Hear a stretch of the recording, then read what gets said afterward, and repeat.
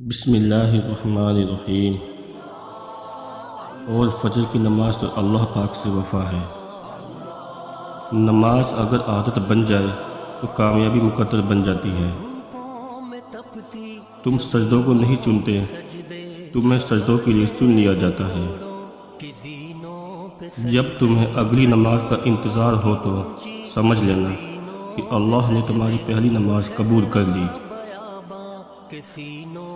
حضرت علی رضی اللہ تعالیٰ عنہ سے کسی نے پوچھا، میں بہت کوشش کرتا ہوں کہ صبح نماز پڑھوں پر اٹھا نہیں جاتا۔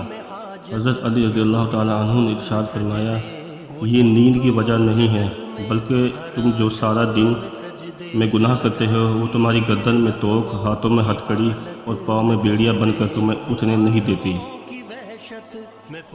خدا ایسا نمازی بنا دے کہ نماز پڑھے بغیر گزارا نہ ہو، آمین۔ سجدے کی طاقت یہ ہے کہ فرش کی سرگوشی عرش پر سنی جاتی ہے۔ نماز ہر درد کو ختم کر دیتی ہے۔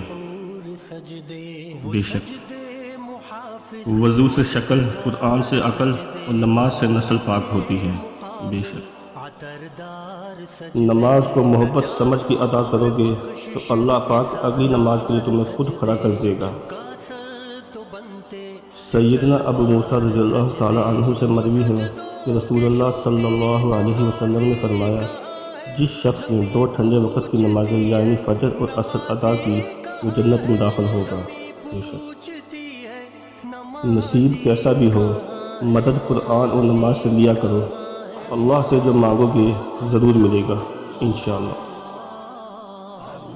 جب تم نماز نہیں پڑھتے تو یہ مت سوچو کہ وقت نہیں ملا، بلکہ یہ سوچو کہ تم سے ایسی کون سی خطا ہوئی کہ اللہ نے تمہیں اپنے سامنے کھڑا کرنا بھی پسند نہیں کیا۔ استغفر اللہ۔ نماز کا رہ جانا دنیا کے ہر نقصان سے بڑا نقصان ہے۔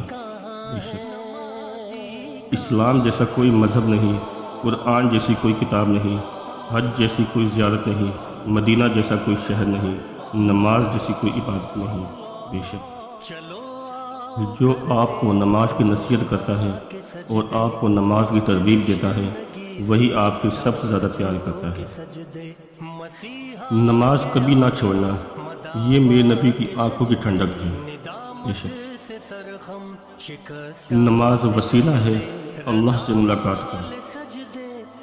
یقین کرو، نماز پڑھنے لگ جاؤ، اللہ تمہاری ساری مشکلیں حل کر دے گا انشاءاللہ۔ سر جھکانے کی خوبصورتی بھی کمال کی ہوتی ہے۔ سجدہ زمین پر کرو تو دعائیں آسمان تک جاتی ہیں۔ نماز میں ناغہ نہیں، حاضری لگتی رہنی چاہیے۔ محبوب کو پتہ چلے کہ ہاں آیا ہے، چاہے سبق یاد ہے یا نہیں یاد ہے مگر کلاس میں حاضر ہے۔ نماز مٹی کے انسان کو سونا بنا دیتی ہے۔ بے شک اللہ دیکھ رہا ہے، تھکے ہوئے دلوں سے کہہ دو اللہ دیکھ رہا ہے۔ استغفر اللہ، دل سے نکلے ہوئے یہ الفاظ ہزارے گناہوں کو بھی مٹا دیتے ہیں۔